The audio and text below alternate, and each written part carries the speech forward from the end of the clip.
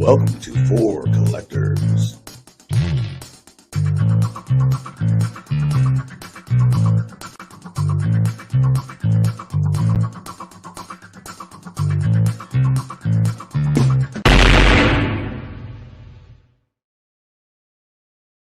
Hello, collectors. Welcome to another Sunday live stream on For Collectors. I am John, the 3D80s kid, your host for this evening. And I've got three great collectors with me to talk about value cards in vintage. Vintage does not have to be expensive to get awesome cards. Before I get into that, quick announcement.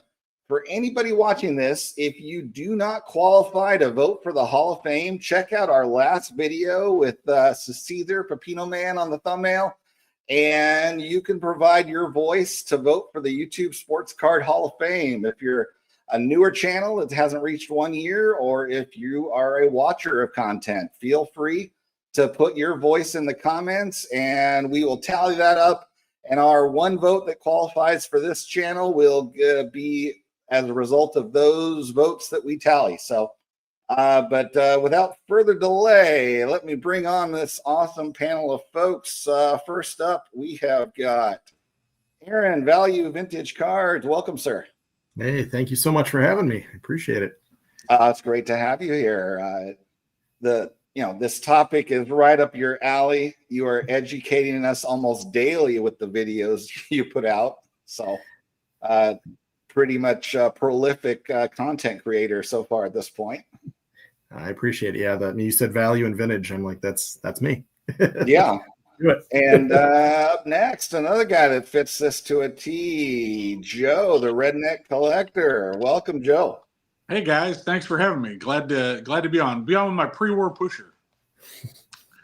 Aaron's my pre-war pusher. I have a picture up in my house, and I show my kids. I said, "See, kids, this is the guy. This is the reason you're not going to go to college, right here." All right, but they'll have some nice cards to look at. That's right. When they're not at college. So good stuff. To round out our panel, we have Dan from Old Sarge Collects. Welcome, Dan. What's up, everybody? Good to see you again on For Collectors. Welcome back. Good to be here. All right. Let's check in with our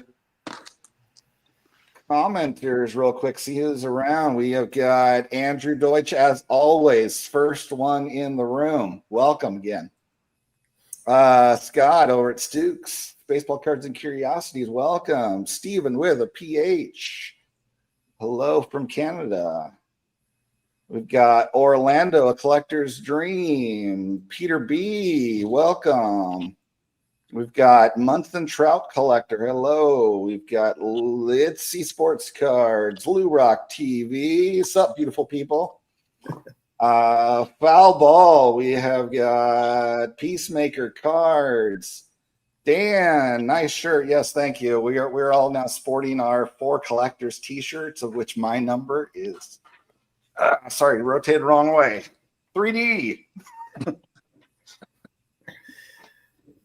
Because of course it is. All right. Brian, Honda's 1455. Welcome. Ruben Snyder. Jason, Everyday Card Collector. We have got Brent Richards. Rob, the Baseball Time Traveler. Billy Ballgame. Don, Field of Dreams. Rick, Vintage Oddball Cards. The gang feels like it's almost all here. So welcome all. To get things started, I guess I'm going to pose a question out there of, tips and tricks. How do we avoid paying huge prices on cards? Any tips and tricks out there? Audience, what is your favorite card you have that fits the category of like post-war sub $50 card? What is your favorite card? We can take a look at those later. But Aaron, you want to start out with, what kind of things do you do to find bargains? So I would say I collect a lot on the periphery. I kind of go outside that inner circle Hall of Famer, and I look for the players that are maybe drawing less attention. So a lot of my collection The guys I collect heavy and the guys I collect maybe even secondary are just not. They're not the Big Ten in the Hall of Fame. They're the next group. So for me, that's where I see a lot of value. Oh yeah, and definitely once you get outside of that inner circle, it does make it a lot easier. So, how about you, Joe? So for me, I want it all, right? I guess if I had an archetype in our card community that, I would aspire to, it would be a mix of, Aaron has heavily influenced me on the pre-war end, and he's got plenty of the golden era stuff.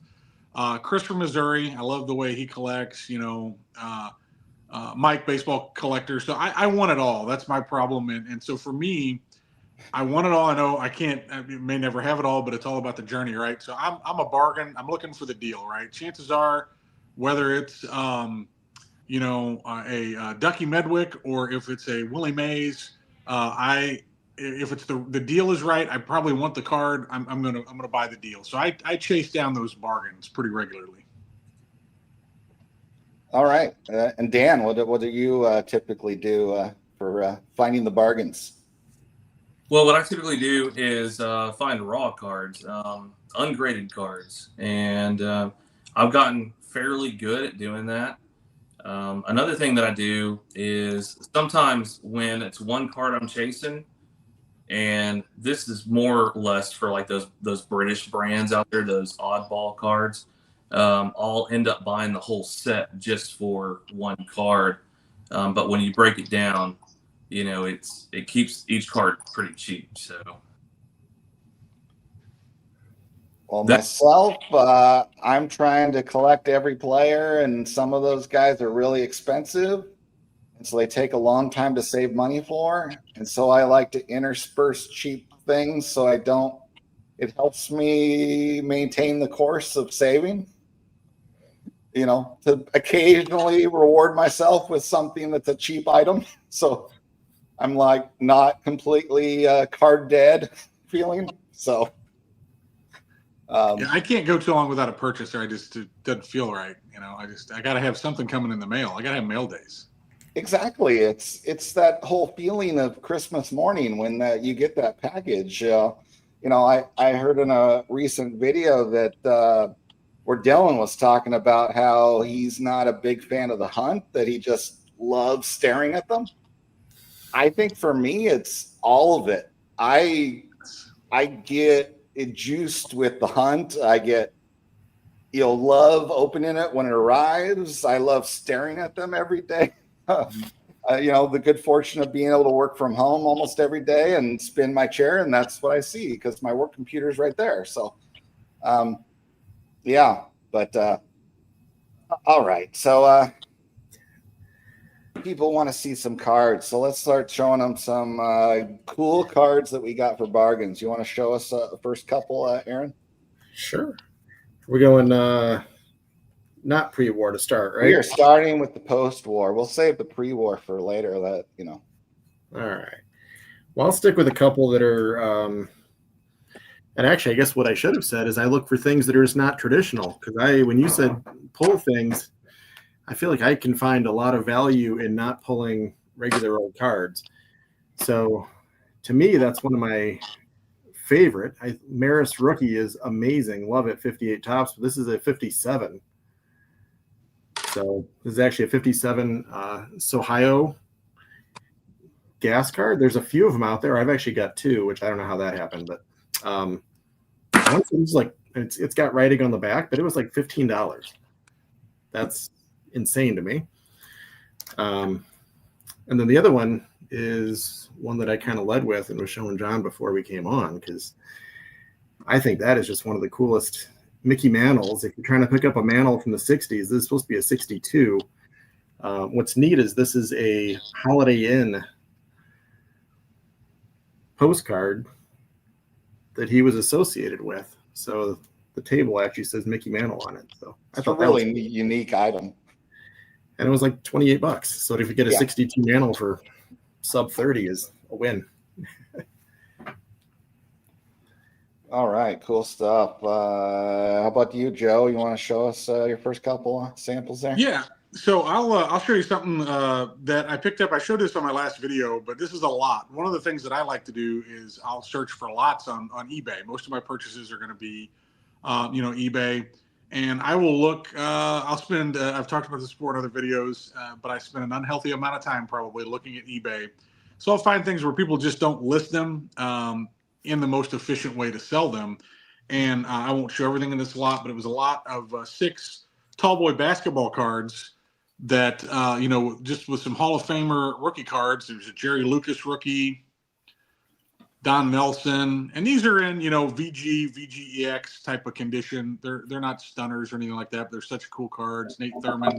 But what drew me in is this was the picture was the Havlicek rookie, and they had this like just a gobbledygook of names listed on the lot, and I was able to pick that up for $12.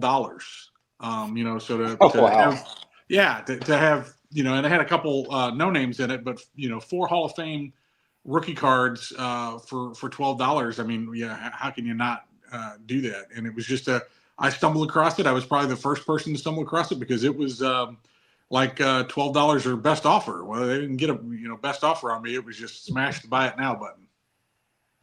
And one of the things that I look when I find those is I look and see what other items did they sell. Well, it was like a resale shop or something. They weren't selling any other cards. They had no idea what they had. They had priced it just to get rid of it. They thought $12 was a great deal, so I snapped it up. It's a great deal for you. Yes. Yes, eBay seller mistakes is a great way to get some bargains. But, I capitalize on that on at least a weekly basis. Yeah, I feel like my first year back in collecting, I was doing basketball cards, and that was a lot more frequent occurrence of seller mistakes in that genre than I'm finding in vintage baseball. So yeah, I would agree. I don't think as many people know. They know Mickey Mantle. They don't necessarily know John Havlicek. So exactly. So, all right, Dan, you got some of your first stuff here? Yeah. So speaking of oddball, I've got this 1953 Brown and Bigelow, and this is of Honus Wagner. So just kind of a interesting card. It's got it's like a playing card, so it's got a Joker back on it. And then another area that I like are Kellogg's. So believe it or not, you can get a lot of these Kellogg's of Hall of Famers on the cheap. And so I know for a fact I got this one under $50. So really good card of Ernie Banks. Nice. Yeah. Let's see. I do. Go ahead. Oh, okay. Let's see. My first couple ones, it's it's almost barely vintage, but I mean the 70s, everything is cheap. It's like so my first couple items, I just had to show this one after what I saw in Greg's last video. If anybody noticed, somebody bought a PSA 10 of this card. Man. If you haven't seen Greg's latest monthly pickups for December video, somebody bought a PSA 10 for $4,800. I got this for 31. So, all right. And I can't tell the difference, but I love this card. I actually bought this one raw because I couldn't wait for one to come up that was graded. So raw, this was like a $2 card. Great find. Like it was in an auction that nobody cared about, hardly. And there we go. So less than $20 by the time I grade it. So can't beat that. Yeah.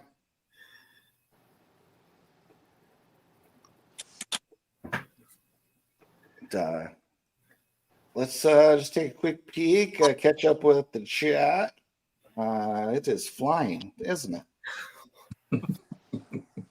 All right. I am scrolling back up. Let's see.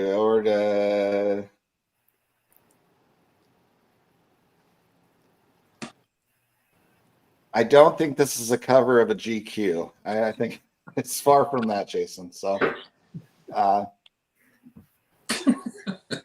And Mangini is not a 4 collector, so nor does he want to be seemingly. So, but hello, sports fans. What else we got here? Mookie is here. We've got. There we go. Post serial. Somebody answered my question. Post serial cards a good bargain item. Definitely, Ruben. Oh, there's the one to show here. Opportunistic. Oh yeah, that's a good one. Nice. And it talks about his home run, 61 home runs. So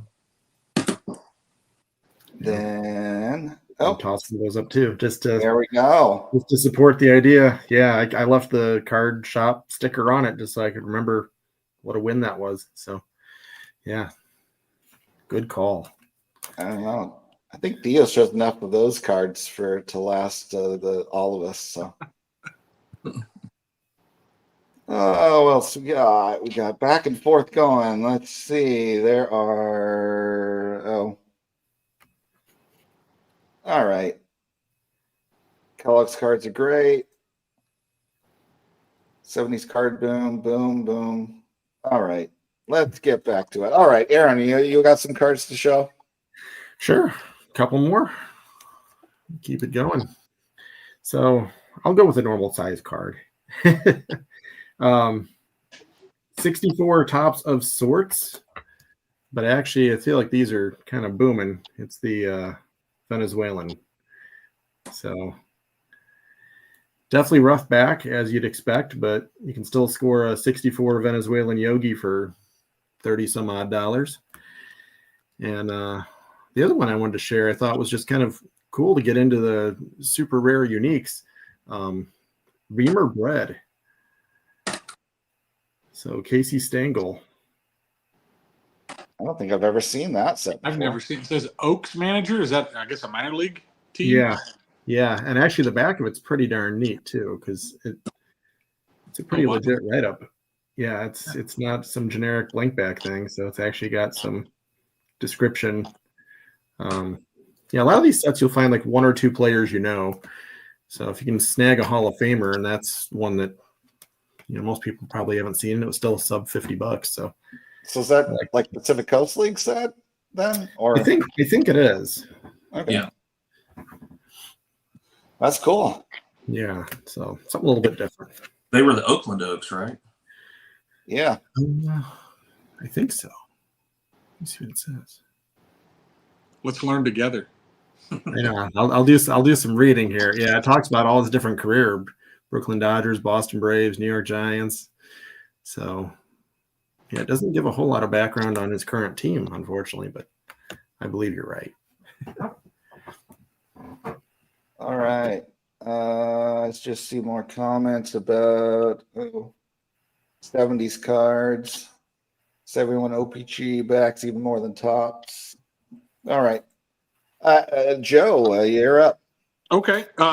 Sticking with this kind of the 70s theme there a little bit and talking about OPG, a couple cards that I bought raw. This first one I bought in a lot, so I definitely gave less than $10 for this card.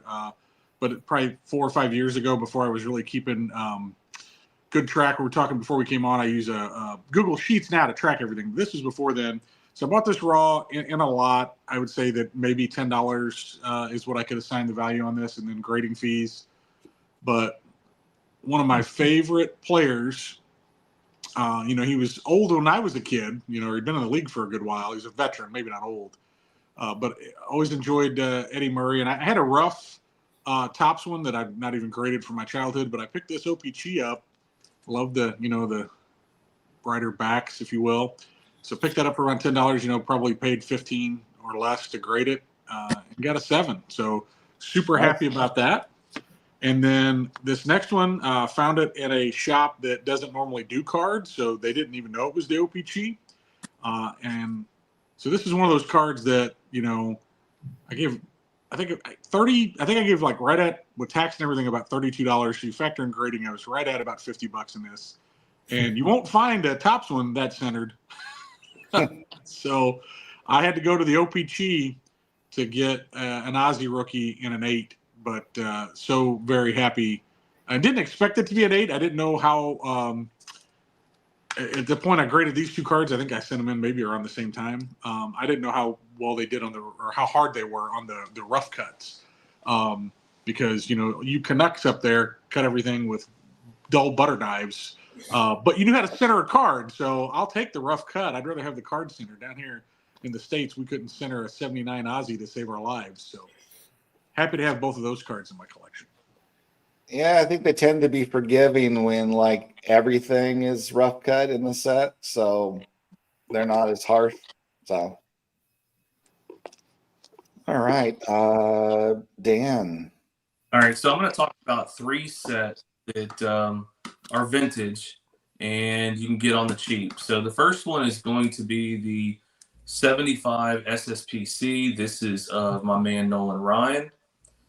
And you can get a lot of these cards super cheap, graded or raw. Then another set that I absolutely love is the 61 Golden Press. And, if you're okay with post-playing days cards of Hall of Famers, As long as they're in the right uniform like that guy is. this is an excellent way to go. So this is Rogers Hornsby. And then another set that I love is this 61 Fleer. And this is my man, Mel Ott. Nice. Nice choice. All right, I got a few more cards to share with mine then. Going backwards a little bit, I've got one of the most underrated guys, I think, as far as his fame. I mean, it feels like Nolan, the whole legend of Nolan, just overshadowed him, even though Seaver was the better pitcher. So, you can get this 71, which is one of his coolest cards for, I think it's around $40 is how I got this one. So, nice. Shout out to Mookie Chilson. I know he loves this card. So, and then Mr. Cub, one of my favorite shots of him with a big smile. Also, I think this one was right at about $50 for this one. So, legendary player. Yeah. Very nice. All right, Aaron, back to you. Cool. All right. Well, I will honor the comment of 1971 O-Pee-Chee. So I did pull that one, but I do want to show a couple others that are on the oversize, and this will keep our Cardinal fandom satisfied.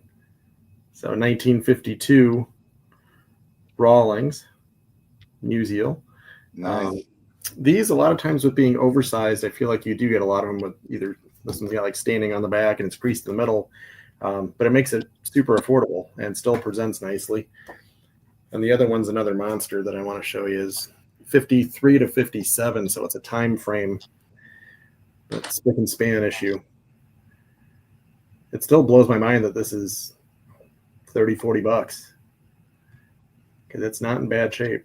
It's a pretty solid example of Warren Spahn. Again, kind of like Tom Seaver. You talk about the players that somehow just aren't inner circle prices, but probably should be. Oh yeah. And thanks to those New York-based guys, Stan gets kind of discounted. Yeah. That's fine with me. Yeah. All right, Joe, you're up again. Okay, I'll stick with the oversized because we were talking before we came on. In my evolution as a collector, I didn't care for oversized. It wasn't that many years ago. I didn't want it, and I've slowly come around on it, and I've slowly been adding pieces. And a few that I've added here lately is now this is the 1957 Jays Publishing Yogi Berra. But it's got the Larry Berra, and it's the same image, if I'm not mistaken. It's the same one that's on his rookie picture pack. This is just a later release, but I think it was right at about $12 for this, and it's in great shape. It's just a picture pack, blank back, but When they use that one on the 47 tip top bread too. that's okay. Yeah, I knew it was an earlier image. I thought that was kind of odd that they'd used it 10 years later, but the fact that it's that image and it says Larry and I got it for $12, I mean, you can get some cool stuff. And then these, the Dexter Press premiums, Willie Mays, maybe not the greatest image of Willie. It doesn't necessarily look like he's really caring to get his picture taken too much. And there's just a few vitals on the back, not really even stats. But this right here was $8, so had to have it for $8. Oh, that's crazy. Yeah, just I couldn't believe it when I found it. So nice find. All right, Dan, your turn. Yeah, so I'm going to show you 4 more cars here real quick. This is a 1950 Merino Puretti. And the reason why I'm showing you this, I got it really cheap and sent it in for grading, but it's the first card that depicts a night game. As you can see, they've got the stadium lights right there. So I did a lot of research and found this card being the first one depicting a night game.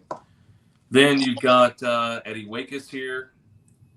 And you can pick these up. I think $15 is what I got this for. It's wrong show. Alex was an hour earlier. What? As a joke, was Alex always makes a joke about showing a Wakis card. The Eddie Wakis. Then you got Sam Meal. He's the first player to show a tattoo on a card. And, again, $15. You can pick these. I love these. The cards with stories. I love them. So then you've got Gus. As you can tell, I haven't even sent this one in for grading yet. But, that's how I roll. So. Well, cool stuff. I'd never seen that night game card like that. I did not know that one. So. Very cool. Oh, what else do I want? I saw Greg in here, midlife cards, so I've got to show this one here because this one actually appeared on one of Greg's videos of cards under $50. So,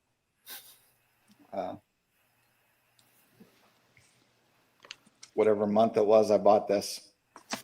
So, it was, I believe, like 47. For this 57 Whitey Ford, which my screen is blurry on your end as it is on mine. There we go. It's good now. All right. It's not focusing great. Okay. There we go. And then let's go for another card. I think if Ray from Philly sees this, I think this is a card of a non-Hall of Famer that should be in the Hall of Fame baseball card voting. Right here. The guns. This one could be had for $30, $40, somewhere around that in a good grade like this. Classic. Yeah. Look at the gun show, man.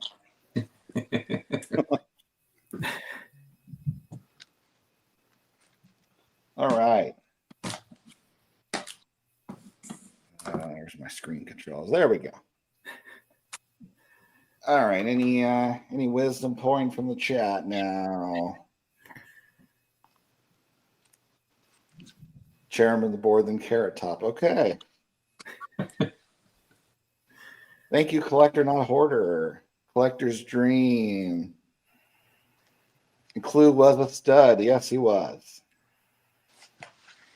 There we go. All right, Aaron, back to you. All right. I'll do a quick run of some cool catcher cards. I'm always partial to catcher cards. So I was surprised. I snagged that one for $21. Oh, yeah, those Wheaties sets still go for cheap. Yeah, I feel like if you get them high grade, they go for some bucks, but I mean, they're hand cut. So very few are high grade. Yeah. Right. Yeah. And for me, I just don't need it. And then I'll go a couple of their catcher pieces. So one of the quests I was on was to find the 59 Yoo-Hoo Yogi Berra. As I was waiting, one of the items I found was a matchbook. It was close to $50. It was $47 for something like this, but it's just something so neat and unique to get a Yogi Yoo-hoo item. That is very different. So I like to go different, and I'll just finish off some Yogi. 3 out of these 4 are sub 50. So I ended up with duplicates, so at some point I'll have to swap out of one of my yellows, I guess. But I do have all of them. The only one that was over $50 was the one that has the little tab. Everything else is sub 50. So some cool looking Yogis for definitely very reasonable. Can't go wrong with these. Yeah, the Red Mans, they're solid. They're good. So nice stuff. All right, Joe, you're up. All right.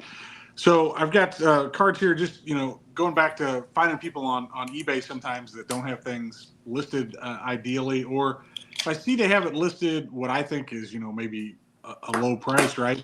I'll engage them. I'll go look and see what else they have for sale. I'll start messaging them. Do you have anything else? If I see that cards isn't, a big thing, they may just be wanting to unload. And I found somebody like that recently. And I did buy one card that was over $50, so I won't show that. But the rest of these, I got from the one seller, and every one of them were very reasonably priced.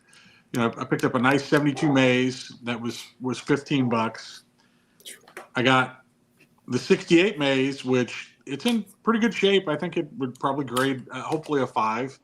This was $35. I already had this card, a nice copy of this card, but I think I gave 15 for that.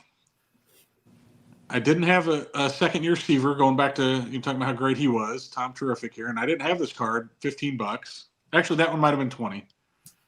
And then I did not have the second-year bench, and this was, I think we agreed on $42 for that. So while I spent more than 50 with him, I got each and every one of those copies for under $50, and just kind of formulated a little bit of a relationship, if you will, because I didn't buy all those in one night. I bought about half of them one night, and then he messaged me and said, "Hey, I got some more cards I'm getting ready to put up," and I got the other half. I think it was the very next night.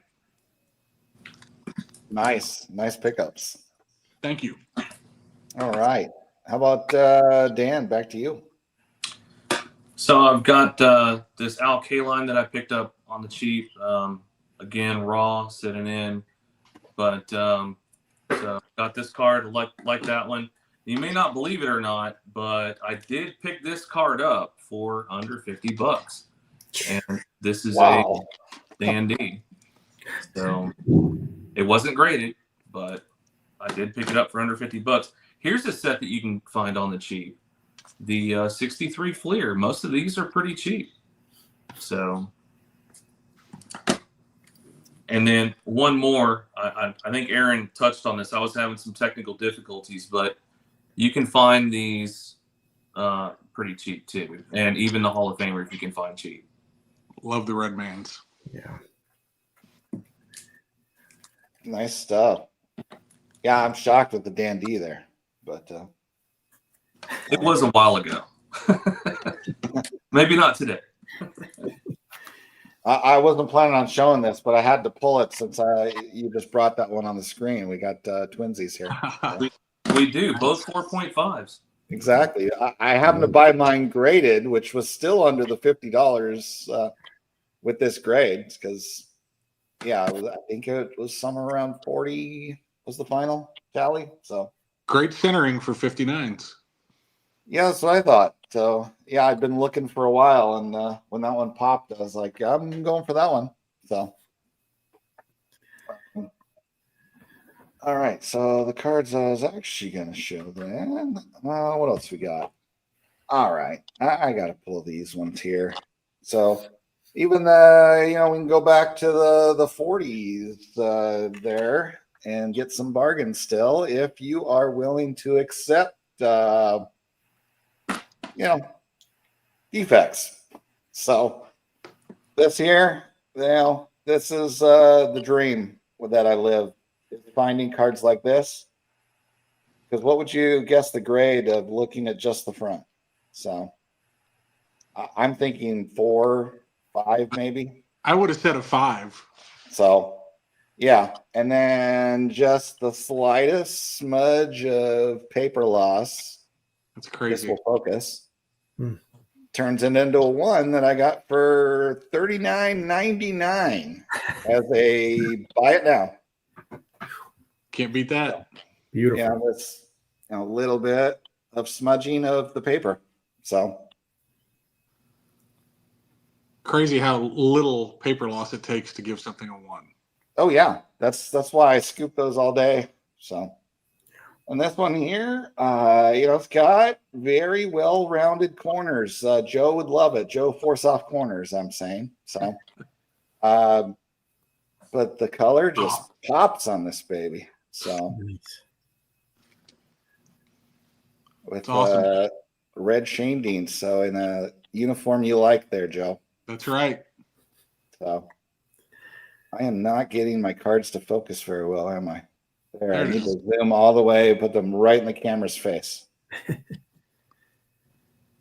Look at that color. Gorgeous. Great.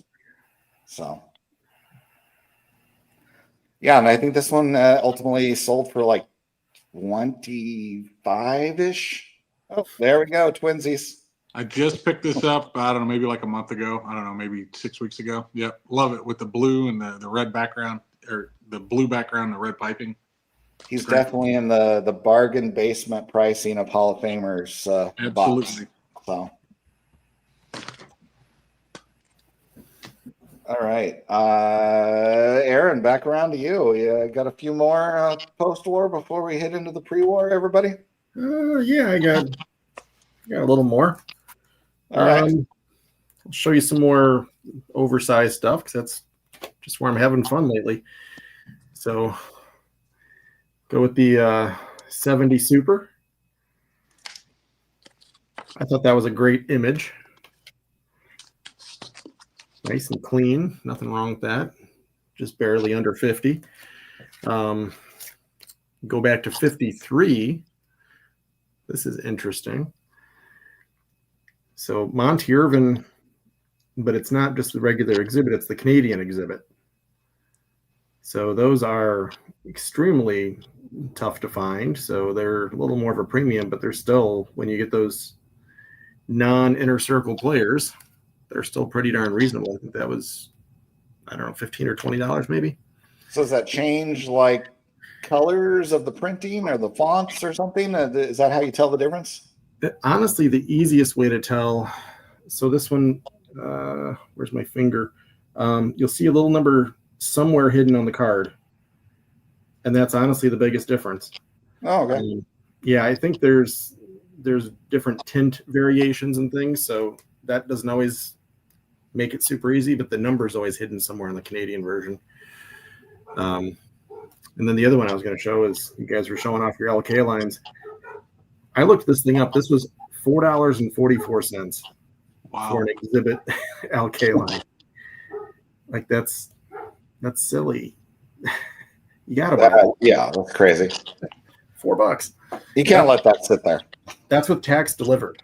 That's the crazy thing. All my prices are like out the door in my house price. So oh geez. Yeah. Really silly. All right. Yeah, another nice issue. The Supers. Love the Super. What do we got? All right. Joe, you're up next.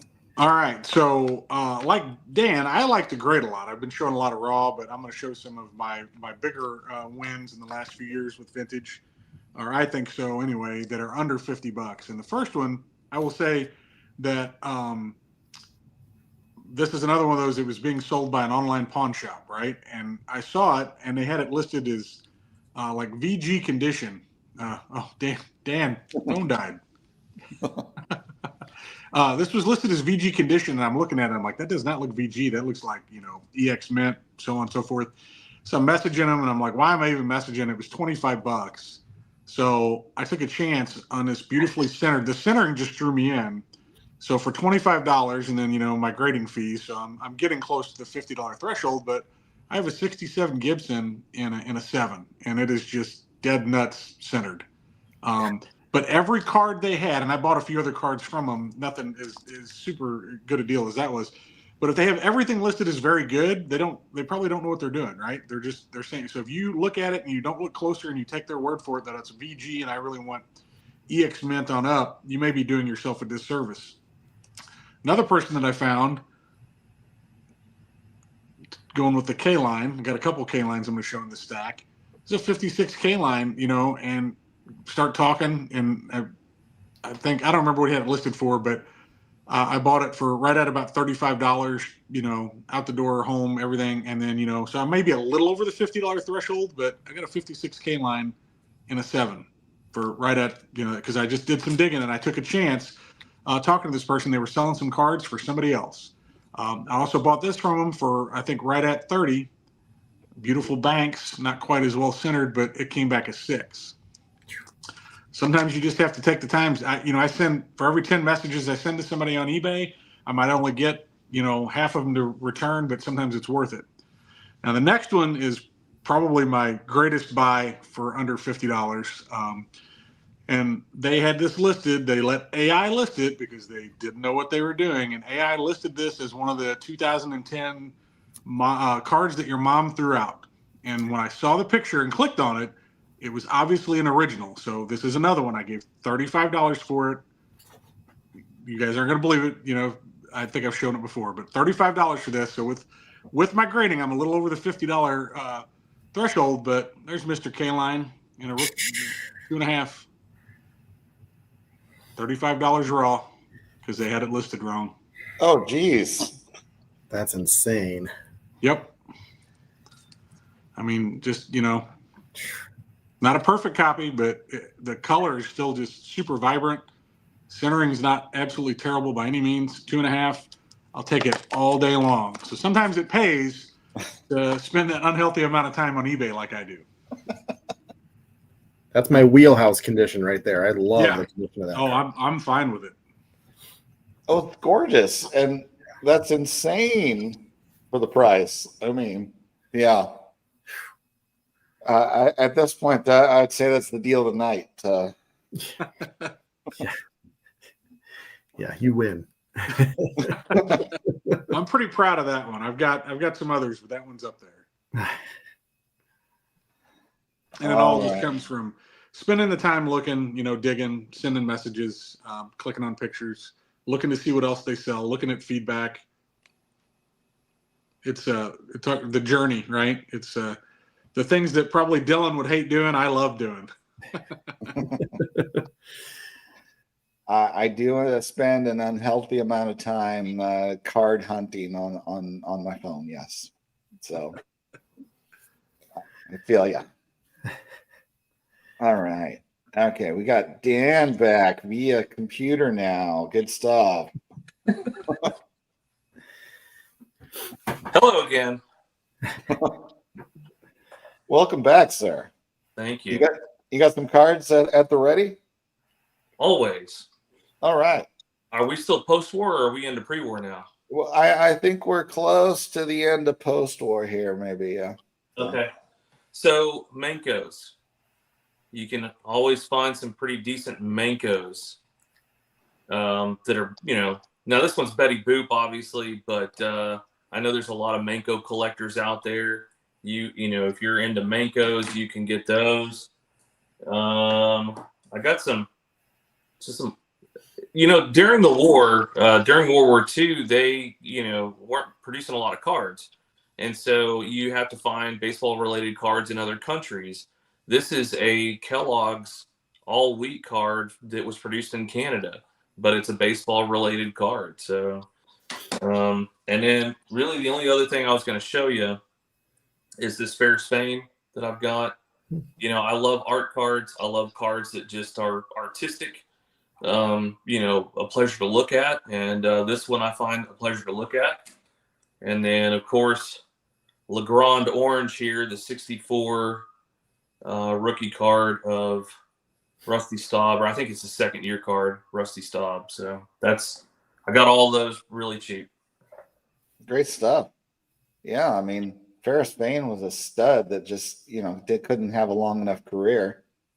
and similar to Kluszewski, but then Rusty Staub, dang near close to a Hall of Famer with a really long career.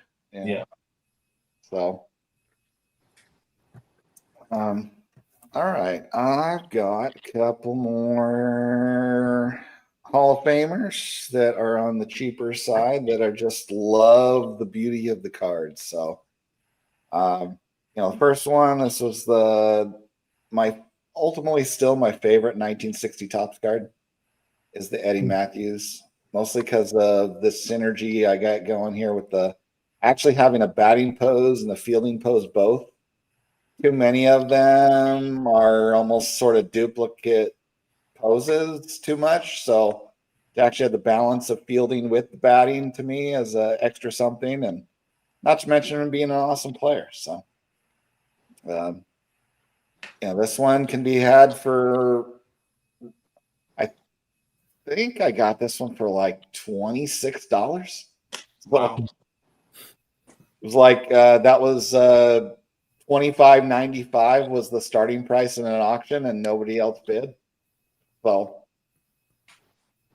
and then Great looking for a 4 too, John. I mean, it looks a lot better than a 4. Well, if you want to see a card that's a lot better looking than the grade, just wait here, because I still am amazed that this one is a 2. Yeah, I'm not seeing it. So,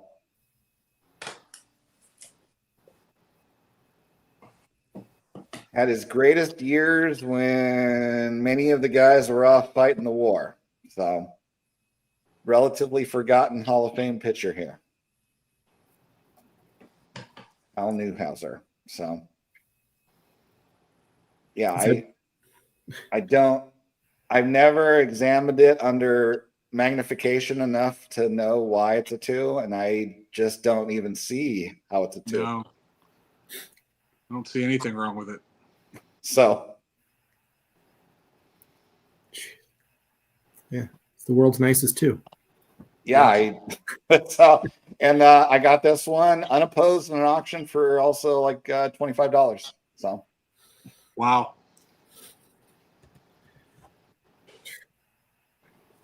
because that number on the slab matters to a lot of people. So, Matters too much.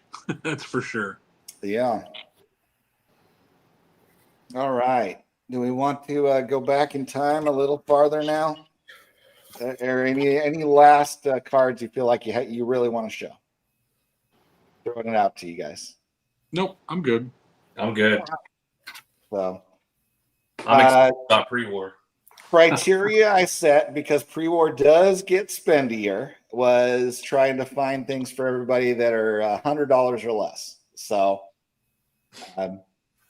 get a little more budget you need with pre-war cards. So, you want to kick us off, Aaron? Sure. And I tried to play as much as I could, because I play in this sandbox a lot. So I tried to do as much as I could to stay somewhat under 50. So I'll start with 3 that are kind of thematic, and we'll go. I feel like every time I show these, folks are like, "Oh my gosh, that's so cool." And I have the exact same reaction, so I'm glad other folks are finding some fun with this. But these Wheaties boxes. Oh yeah, those 30s Wheaties are awesome. Yeah, I mean you're somewhere in the mid 30s on almost all of them. There's like 8 different series. I tend to not care too much which is which. This is a 1938, but yeah, I mean red roughing for $17. So that's a win. Aaron, you just showed a Carl Hubble the other night on your video. I love that card was awesome. Yeah, thank you. Yeah, that one, folks tend to like that one. This one I actually I think is very Carl Hubble-like. That's a 38 Bob Feller. And what's cool is he talks about his baseball highlight being getting 2 hits in 1 inning. So anytime you get these like cool write-ups, I think it's just the neatest thing in the world. And that was still like $47 for a 38 Feller. That's crazy. Oh yeah. And then this one I just refuse to lose. I probably overpaid to get into the 40s, because like a lot of these, you find them with pinholes, which I think makes it more endearing. Somebody actually used that as a poster back in the day. But Al Simmons with a just fantastic shot, great White Sox image. So definitely can't go wrong with that. And that was still in the 40s. So still sub 50, even though we have a little more budget to play with here. Nice. All right. Joe, you're up. So I won't be able to hang as long in the pre-war. I've really just been diving into it. I've got some stuff that was, we're talking before the show. I've got some things that grading didn't come back in time for the live here, and some things that are held up with the USPS. So I'll kind of bummed that I don't get to show those. But one of the first things I bought diving into pre-war was this Dixie Lids Premium. See if I can keep the glare off of it. Probably not. But it is Joe Ducky Medwick, 1937 MVP and Triple Crown winner, the last Triple Crown winner in the National League. So, and it's rough. It was tore out of its whatever the binder or whatever was in, but it's got a really cool. I should have taken it out. It's got some really cool write up about the players on them. But I gave $30 for that. I thought that was really cool to get pick that up. And the Gas House Gang is something that I've really been getting into. Read the book recently, so Ducky Medwick is a guy that I want to buy more of. In fact, I know a guy that's got a 38 Big Head that I'm working with him now to hopefully get that picked up soon. He might be on the line with us. So, but then the other one I picked up recently, and this is just an amazingly beautiful card in my book, and that's the Diamond Stars Pepper Martin. Right, the wild horse of the Osage. Just love the colors on it. Love his smiling face. You get at least part of the birds in the bat. Just really, really awesome card. And I gave, I think I was right at about $65 or $70, $5, $65 or $70 for that card. And I actually bought this was like a coin store online, and I bought the Frankie Frisch 34 Gaudy from him as well. But that's off of grading. I was hoping to get it back, but that card was around the same price, maybe $60 or $70, for a Hall of Famer in Frankie Frisch. So really, really enjoying it, and amazing. Like, I'm finding the theme, right? Gas House Gang players is definitely something that is allowing me to get into pre-war at a fairly reasonable price. Other than Dizzy Dean, most of them are fairly reasonable and affordable. Yeah, and most of the sets in that decade, minus the Gaudis, are cheaper. So yes, yeah, so good stuff. Dan. So I'm glad I get to piggyback off Joe, because my number one favorite all-time set is the Diamond Stars, and I've collected the entire set. I'm going to share two cards with you today that I collected, or I picked up, and sent in for grading. But, this was $21. I spent $21 on this card, not counting the grading. And, to me, it's Julius Salters. It's, basically common card. But I love the artistic value of these cards. I just love just the way these cards look. Here's another one. This is Lou Riggs. I think I paid $17 for this card, and just look at that awesome image. It's and a lot of these cards have that Art Deco design, so that's something that I love about them. Love the Diamond Star set. It's a great set. And then we're going to talk about. Joe was also talking about the 38 Gaudis. So I literally just sold this card for $70. And so these are cards that you can have under $100 that are pre-war. Cool.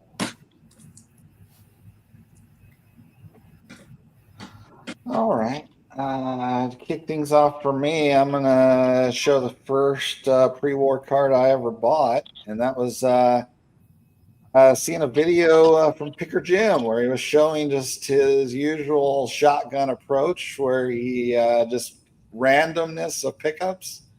Happened to show a 40 play ball of Richard Kaufman, and turns out that is the first major leaguer who shares my last name. And so I tried to pick up the earliest card I could of that Richard, also known as Dick on some of his cards, and ended up buying this one raw and getting it graded. And it'd be this guy right here. So It's awesome. Love that blue background. Man, it makes it pop. yeah, I would agree. This is the gorgeous blue background on some of those Gaudis. But so I think my price for this one raw was only like $35, $30, something like that. It was a couple years ago that I didn't really keep track of. But yeah, then it graded a 4. So yeah, cool, nice back on it as well. So,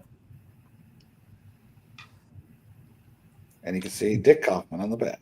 So, which he actually has a younger brother that was also a major league pitcher, George Kaufman, and his nickname was Slick.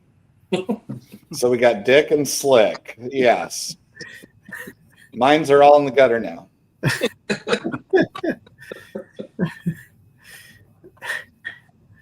All right. My other 33 Gaudi rep would be this Joe Sewell, which is another one in the Dream Find department. Love that kind of front of a card, don't I? When it's got scrapbook history there.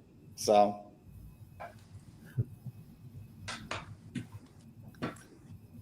All right. So this one ended up being, I believe, $40 for a Hall of Famer in the 33 Gaudi set. So That's a good deal. It looks beautiful. Thank you. Yeah, you can still read it all too. That's best case scenario. Yeah. Oh yeah, it's all in the corners. So yeah, all the text is still there. Yeah. Other than chunk of his name there on the back. But all right. Back around the horn. Aaron, you're up. All right. Well, I'll go doubles of the same player. So you can go 40 play ball. You can pick up a Lefty Gomez or Mr. Farrell. Rick Farrell. Both Yeah, of funny those thing are- with him, I was looking at the stats of his brother that was a pitcher, and I think his brother was a pitcher, was a better hitter. Yeah, his brother's legit. But those two are both sub 50, I believe. And these two are both sub 50. These are ones I like even slightly better. So you get the Butterfingers, Lefty Gomez. I love the detail, the glove, and I mean just everything you get to see. That was $35, $38. And then this one's even crazier. Still a great image. Rick Farrell. That was $18. Wow. Awesome. I just love this stuff. I guess this one does have a little bit of a little nibble on the corner, which is pretty common because these are so thin. I feel like you look at them too hard, they're gonna have a little tear. But $18, I mean, like that's a home run. So I love the image.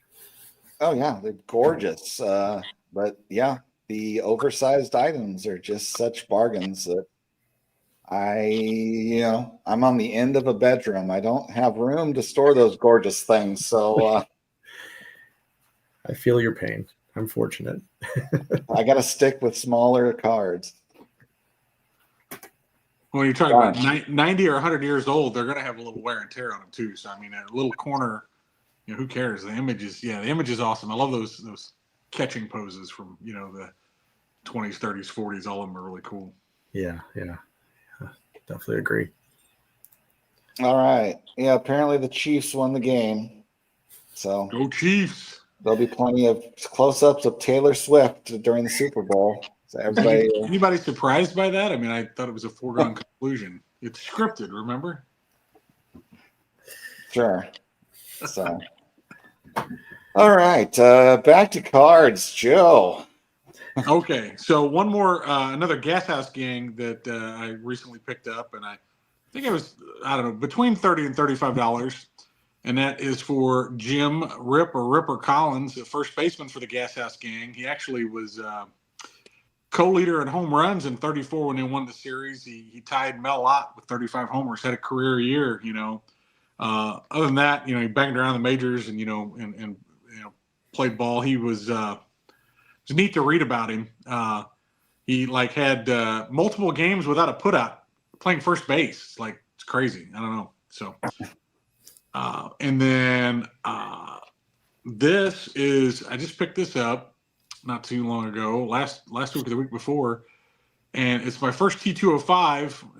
Gonna be close enough to focus. It's Davy Jones. You know, so this goes back to my my themed pickups. You know, from books I've been reading, and a little Glory of Their Times. You know, Davy Jones. I really enjoyed his chapter. Thought it was really cool listening to, you know, well, listening to it too, but also reading it.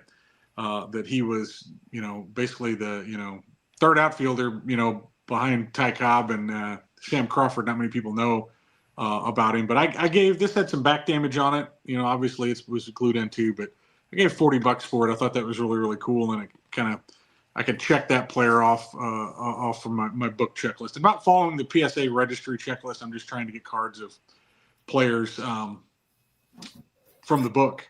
So another player in the book, but then also, you know, was a part of the 26 world champion Cardinals.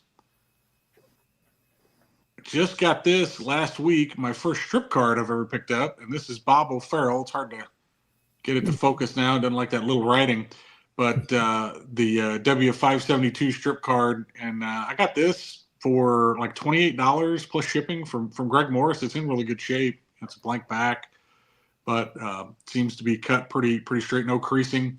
It's in that Cubs outfit that, you know, I'd rather have had him in his Cardinals uniform, but you know, for less than $30, he was the MVP of the league, and the year the Cardinals won it in 26, and then Glory of Their Times, he had a really good chapter. So I'm enjoying picking up those pre-war items that are, you know, they're not Hall of Famers, but they got really cool stories, and they're very reasonably priced. Nice stuff. So I noticed a few more people have joined us, I think, since the football game ended. The numbers have gone up. So if you missed this, what we've been doing is showing bargain items with the criteria here where we're trying to show things. Now we've reached pre-war. Earlier did the post-war stuff. Post-war was less than $50, and pre-war less than 100 is the goal we're trying to of showing items. So Dan, you're up. Yeah, so I'm a firm believer that whether it's you know, pre-war, whether it's a Hall of Famer or not, they're all great cards. And Joe, that strip card, I really like that card. Aaron showed a 1940 play ball. This is Mulcahy, and he was the first major league star to be drafted for World War II. And so he was a pitcher for the Phillies. He was in his prime, and, you know, first one drafted, and really missed out on his prime due to the war. Another one I got under $100 was this 1939 Cincinnati Reds Johnny Vandermeer. And just such a beautiful card. Now, the cool thing about this is, being that it was produced in 39, this was the year after he got the double no-hitters. So really awesome there. And then one more I'm going to show you right now is a 1929 Stephen Davis Company Men of America booklet. And this is of Judge Landis.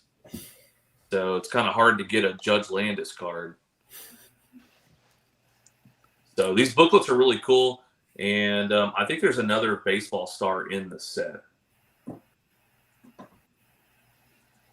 All right, nice stuff. All right, those were all beauties, Dan. Okay. All right, I am going to go. Let's stick in the 30s here. Such a bargain. One of the first pre-war sets I really fell in love with was the 39 play ball. Just the black and white photos to me almost have a better look to them to me than like 48 Bowman, even though you got the better technology of cameras by then. But yeah, you can get the lesser Hall of Famers for great prices because like this one, Lefty Gomez here, which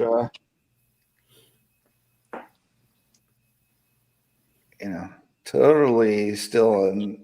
Let's get that thing to focus in. Come on, there we go. Great, resolution on those things.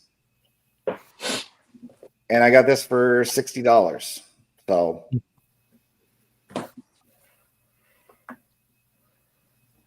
and this Archie Vaughn, Pittsburgh Pirates Hall of Fame shortstop, who got to be coached by Honus Wagner. I saw recently a little video footage of that when I was watching a YouTube video. This one was actually a gift from Joe, so I don't know exactly what he paid for it, but I think this, in a 2.5, I think he actually got it raw and graded it himself before he gifted it to me. But, something like this also goes for somewhere around $50, which is, crazy cheap for a pre-war Hall of Famer. This 39 play balls are such a bargain. So they're really cool cards. I agree. They have some really neat images on them. Yeah, all except Ted and Joe are pretty affordable in that set. Oh yeah, I mean, obviously the Hank Greenberg I got a decent quality ones, a couple $100, but really good stuff.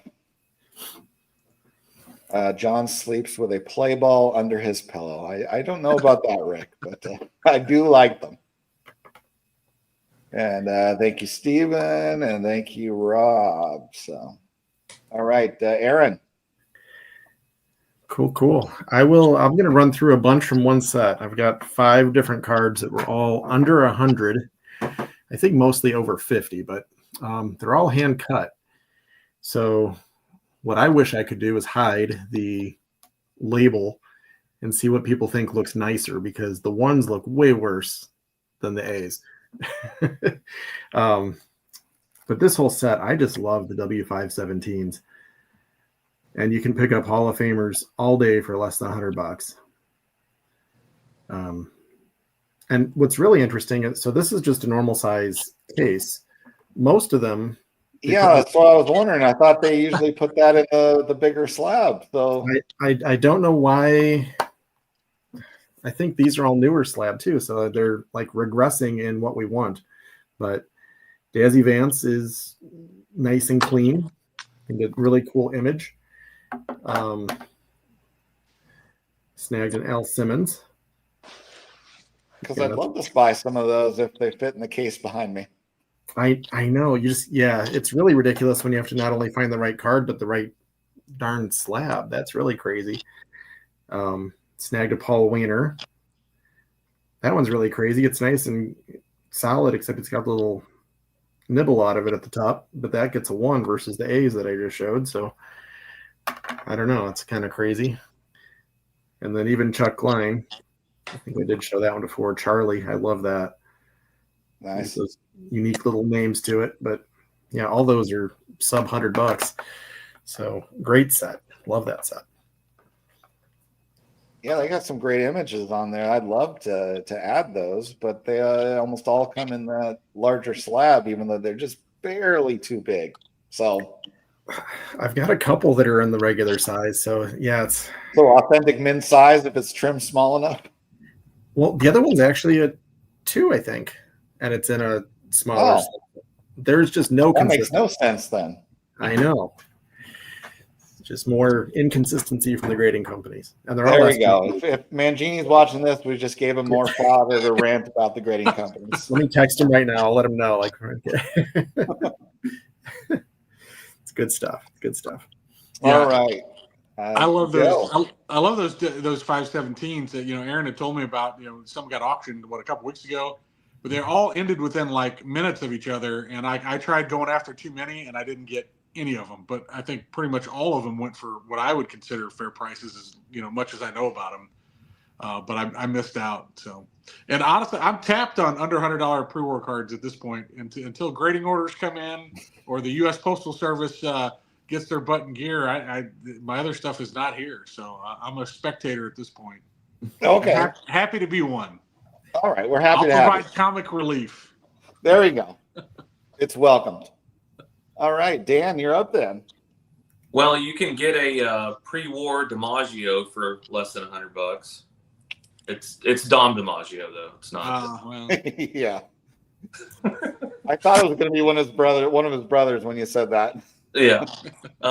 So I did pick this up right at the cusp of $100. This is a 36 National Schickel, and this is of the Wayner brothers. That's a classic card. the cool card. Yeah, and this is a kind of a recent pickup, but yeah, right at $100, so it meets the criteria.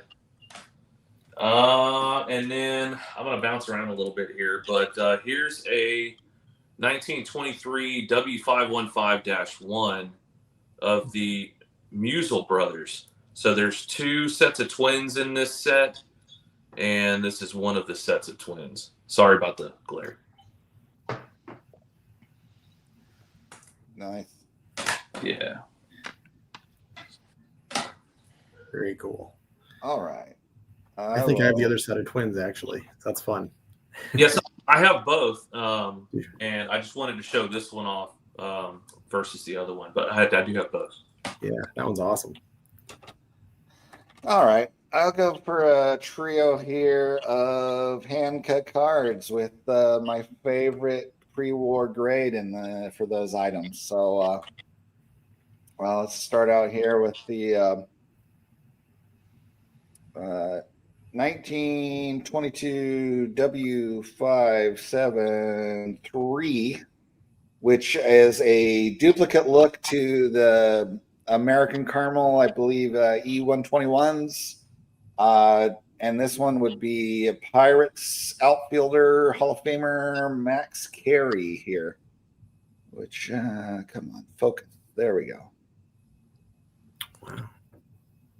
Very nice. So Very there nice. you go. When you get the authentic min-sized, my favorite grade in pre-war cars. Yes. So yeah, I would agree with that. For something, not to get totally off topic, but I think that, authentic to me, when you're talking post-war, I'm not so hip on it, but pre-war, I could care less. Well, they charge such a premium, especially with these hand-cut cards when you get a number, even if it's got run over by a truck looking one. Yeah. So then I you just want still the pay card. more for one that looks like this. That's, blank back, but I think it's nuts. I'd much rather have one that's cut a little small, doesn't have a number, but it's gorgeous. So Absolutely. Great card, John. thank you. This one here is a 1921 to 22 W575-1 of Mr. Edgar Charles Rice, better known by some as Sam. Nice. I was actually looking at this today. So this one would be exactly like, what is it, the E120s or I don't know. I'm blanking on. There's another 1921 set that has this picture border style and font style that's not a hand cut. John, isn't that his rookie though? Is it? I thought you didn't like rookies. Well, I found this one for $77. So I like cards that are economical and beautiful. Because yeah, this one I think was around 60, the previous one there. So Wow. And this one was Cincinnati Reds center fielder. His one World Series appearance was 1919. Oh, there's goes Mangini. It is E121 that looks like, I guess. Thank you. But Cincinnati Reds center fielder, he always, to his grave, said that the Reds were actually the better team. Never got the chance to prove it on the field thanks to the whole scandal. This would be Mr. Ed Roush. Mm-hmm.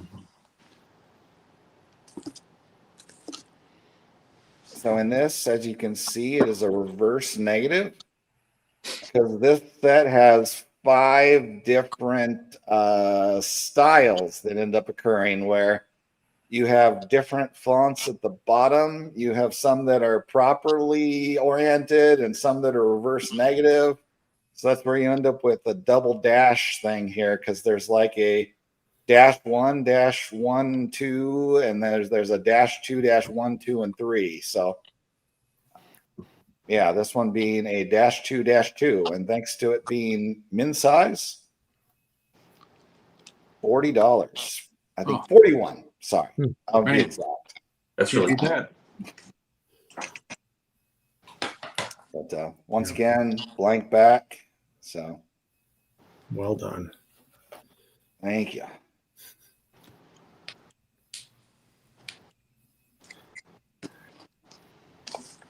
All right, Theo says rookie got to sell it. I think I might keep that one because honestly, I actually had a Sam Rice already, but then I saw that one up, and it's like I just had to have it because I knew there was better Diamond Star shots to get. Because then I had this one already, but it's kind of boring for a Diamond Star compared to some of them. So I figured I'll swap out Sam Rice and pick out a couple other Diamond Stars instead. So, but all right, Aaron, back to you. Very nice. All right. So I will go with some just all over the darn place here. So I've got a W574. I don't have a lot from this set. But again, these hand cut kind of things, if they're truly hand cut, these are awful clean every time I see them. So I'm not sure what the full background story on that is, but Red Faber for $50 I thought was a pretty nice win. I'll take that. Sticking White Sox, non-Hall of Famer. I don't do a whole lot of non-Hall of Famers, but I like when there's a story. So I guess that between the artwork and the story, I think I'm in the same boat with you guys in terms of making some extra pickups. Doc White,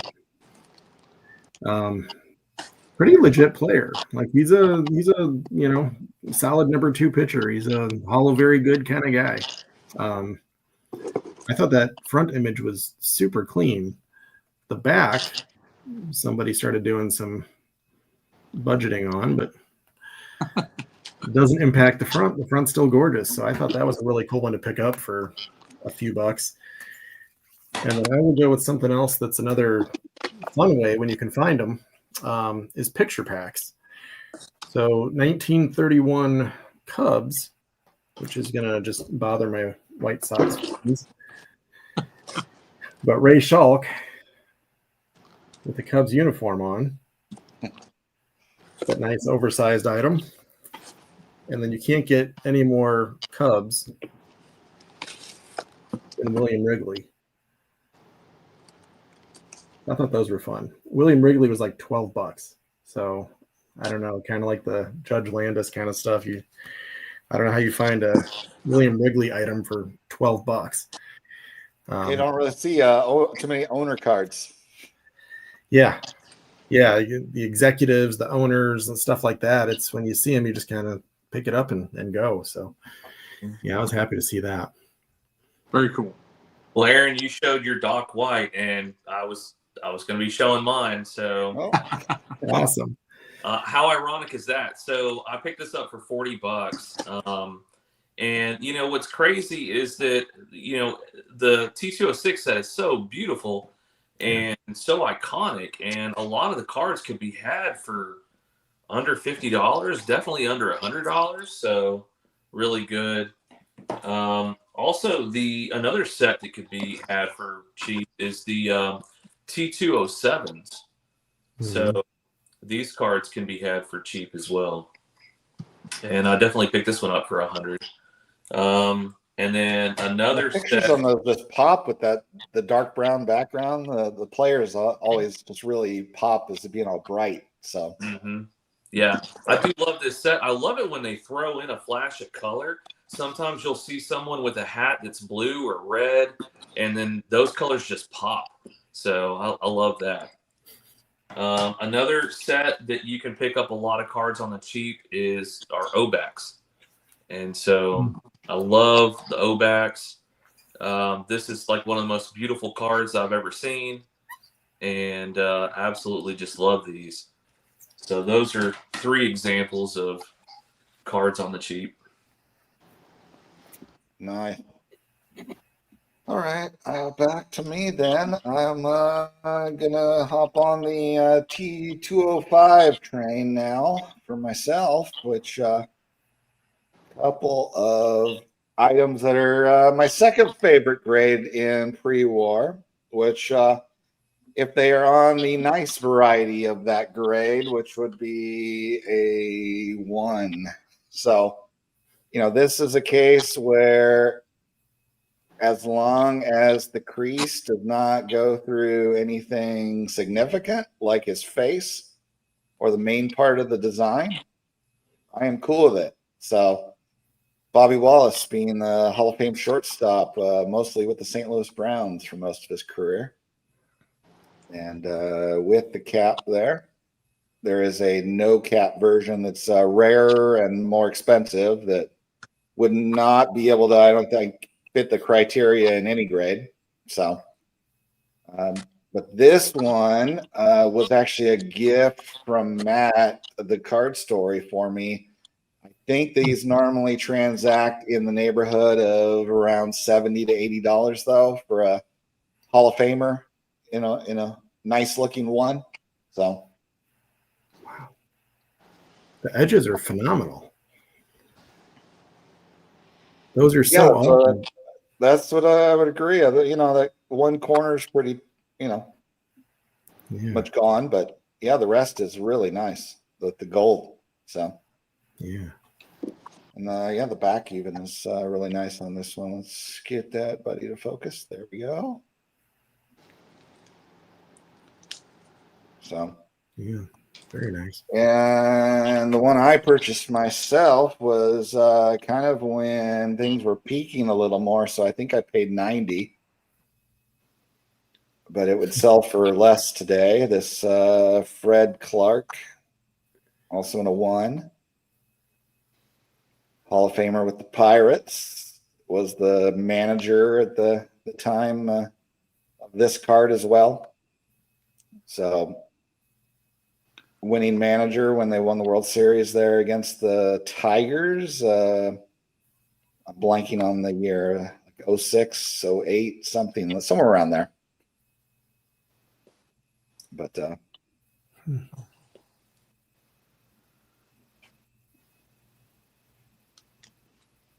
which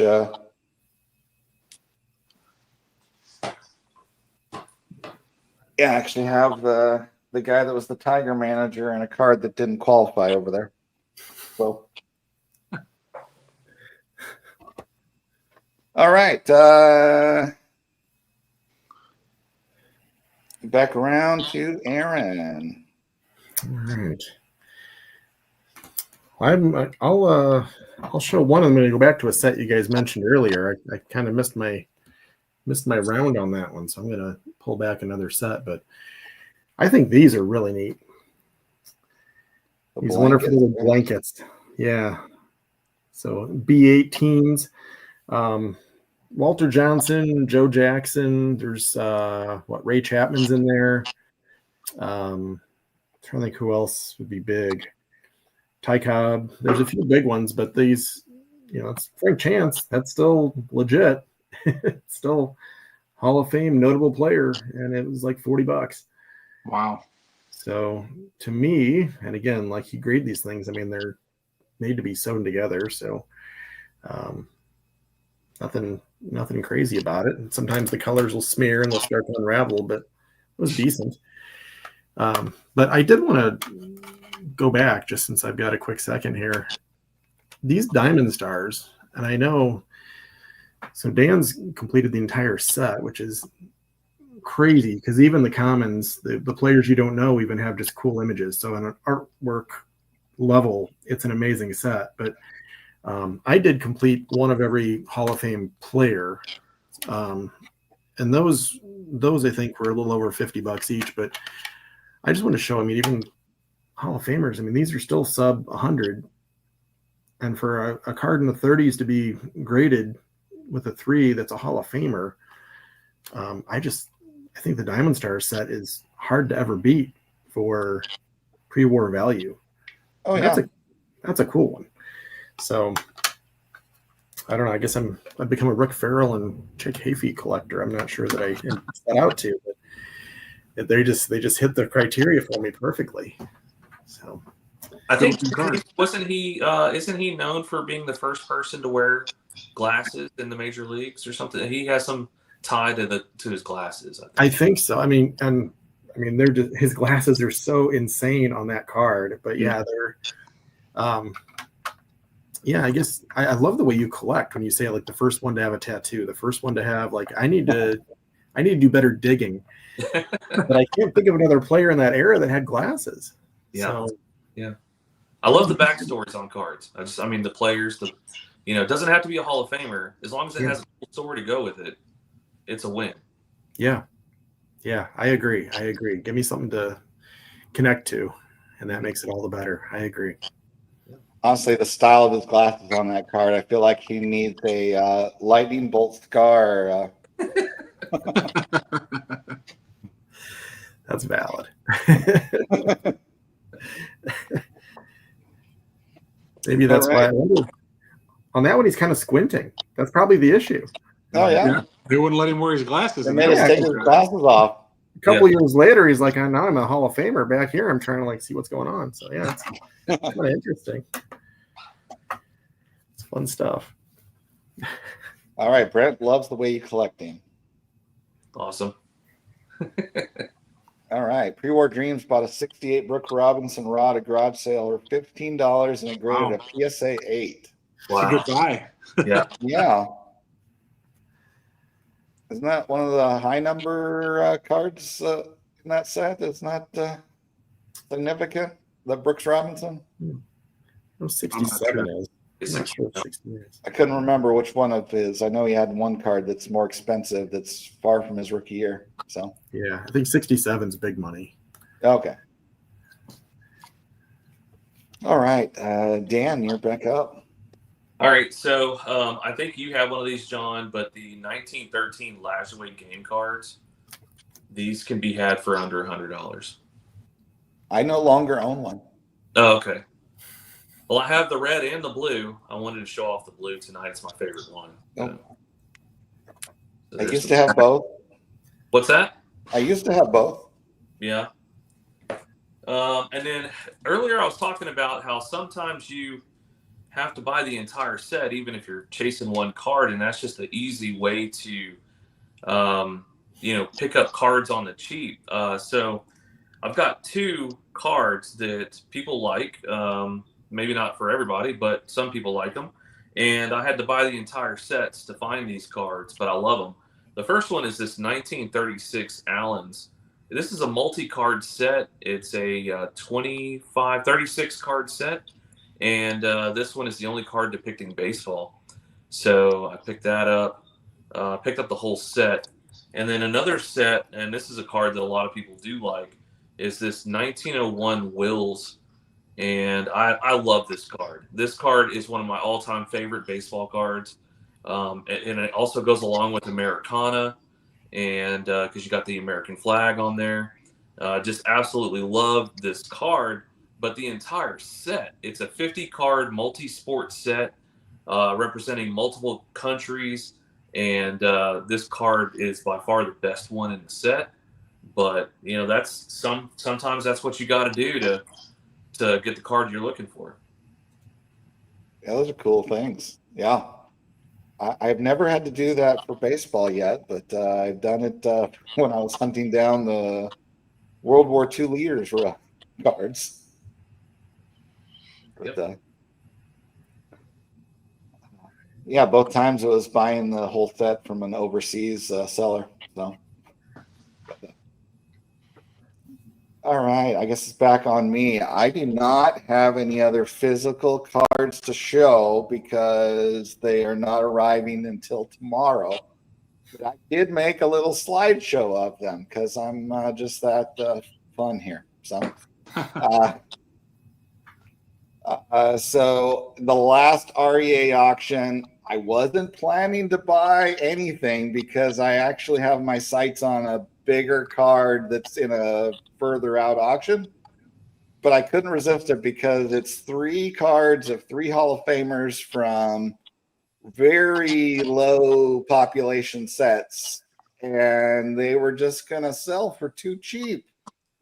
So I just had to scoop up these, orphans. I look at them that way. You rescued them. Yeah, you rescued exactly. Them. So clearly they weren't being appreciated enough by others. And that's one of the myths I want to crack here. If anybody is watching, I've heard it even said when in previous For Collectors live streams when we talked about auctions that I've seen comments throw up there that only huge cards sell in auctions, but no, there's lots of huge cards that sell in auctions, and that's what makes lesser cards actually bargains in a lot of those big auctions.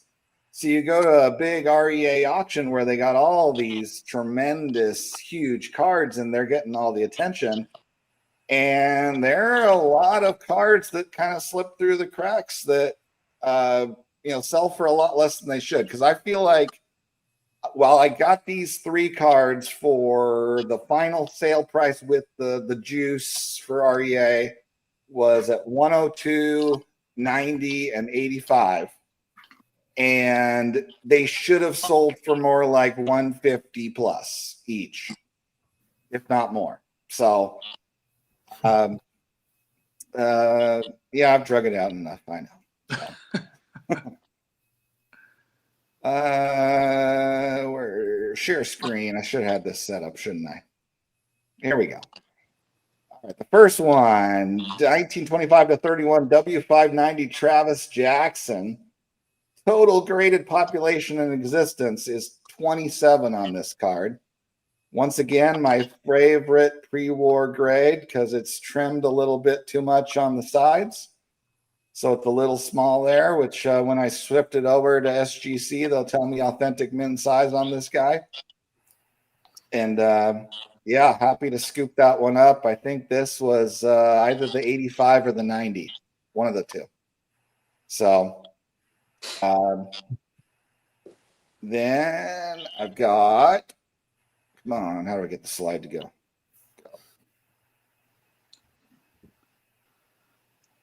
Come on, we're stuck. Huh? Here we go. Let's just do it this way then. This guy here, I think this one was final at the 102 for the Oxford Confectionery Dave Bancroft, which again is a little bit on the small side, I think. So, but looks great to me. So, Hall of Fame shortstop there. Spent a good chunk with the Giants where they had a really famous infield that I think was all Hall of Famers at one point. So, and then the last one is the E220. I know this one's a little bit skewed, but these cards, when they come up, there's not very many of them. And so with this total graded population of 21, there's only a handful that are in the grade that are going to be this cheap. So when it's there, you gotta go for it if you want it. So once again, he was with the New York Giants there. Another Hall of Famer, Frank Fish, also played second base quite a bit, but this one has him listed at third. So once again, I think it's going to get the authentic for it not being the right size. So Awesome. there we go. Those are awesome. Yeah. Had to pick up those orphans that weren't being loved enough. So Yeah. It's a great find. They just don't find the eyes. Everyone's looking at the big cards. You're right. Yep. yeah. So all right, Aaron, you got some more to show? I got a few more I can drag out, and it's the ones. These two are really from the same set. I bought them together. They were so cheap, and I'm sure we've all done this on eBay. You get something from a seller, and it's only a few bucks. And you look at shipping, and you're like, "Geez, I need to buy something else just to make the shipping worth it." Because the cards are so cheap, I might as well just double down and get one delivered for free. Do it all the time. Yeah, I mean it's a great way to sell if you're trying to unload a few cards at once. But these exhibits, they're 39 to 46. So I guess we're kind of on the verge of war era. But I mean, Luke Appling was $18. I think it's a great image. Joe Gordon was 10. So those are like the perfect periphery. I love the set exhibits of any sorts. I think I showed several tonight, Canadian or US editions. I think anything that size, I know, presentation and display can be a challenge, but the other one I will show just because this is going to be my poster boy for what under $100 can be, because finding a Hornsby for under $100 is not easy. That's insanity. That's you can get that for under 100. Yeah, and it was, I think it was like 70s. It wasn't like it was $99.99 or anything crazy. It's a one, but it's a one for all the right reasons. It's beautiful. Makes you think that Hornsby's underrated. It's my vote. So yeah, I will take Hornsby's in any shape, condition, and era, but then to find one that like that presents well, sits on my shelf somewhere up there, probably just off screen. So it's solid. It's good. I mean, he's way underpriced, honestly, because you look at, player of the decade for the 20s, you got Ruth in the American League, and it's Hornsby easily in the National League. No one's even close. So yeah, triple crowns, home run titles. I mean, all the stuff. I say he's the greatest right-handed hitter, not right-handed player. You can argue that out, but I think just straight up hitting, I'm putting him up there. I don't know. He did it all. He is up there. So, yeah. You know what's sad too is a lot of players, really good players back in the day, they were really solid players, and then they would end up coaching. And a lot of their playing years, they had to coach while they were playing. Yeah. Guys like Rogers Hornsby, Mel Ott, these guys, they got tabbed with coaching along with playing. And so, I'm sure that had an effect on their playing as well. Yeah. Ty Cobb too. They said he didn't want to be a manager, but they were trying to save a few bucks. So they just let him manage and play. Like, That's not easy. Yeah, it's almost like they were using the reserve clause to just sort of force them to do it. Yeah. It's kind of insane, but yeah, I mean, Hornsby's, to me, he's definitely one of the guys I collect heavily for that reason. I think he's a great value, great story. Yeah. So, all right. Long St. Louis. That's the only problem, I guess, for Joe. No, I like that one. That's all right. 27 to 33. I don't care about those years, but other than that, he's good. I mean, I know he's underpriced. It still shocks me that anything is less than 100, though. I mean, for playing days. So yeah, tail end, but yeah, it's pretty crazy. Yeah. All right, Joe, or sorry, Dan, you got some more? Yeah, I think this is my last stack though that I had pulled. Other than I had a bunch of Diamond Stars that I pulled. I only wanted to show you two though. But so here's a recent pickup of mine, and this is the last one I'm going to show you that's prior to the year 1900. So this is a Collins postcard. It's an embossed card, and really neat. Here's the, it's just a regular postcard, but and I think somebody did a video on this card once before. I think I've seen a video on it, but really neat image. So that's, I think, 1913, if I'm not mistaken. And then I guess the last cards I'm going to share are going to be my 19th century cards. So here's a 1884 Lawson's playing cards. And what I really like about this one, though, is the image on the back is actually better than the image on the front. Yeah, that's awesome. Wow. So That's great. Yeah, that's the back of the card, and then you got the front of the card here. And then here's 3 different sets where you can actually find these cards. Well, you used to. You could find them for under $100. So this is the bluish green. This is what, an H807 or 804-17 1800s trade card. All of these would always have some, business information on the back. But I love the 1800s baseball cards. Another set that's near and dear to my heart is the 1882 Cossacks. And, a lot of these I would purchase for $100 or less and send them in myself. So these are also trade cards. They would have various different ad backs.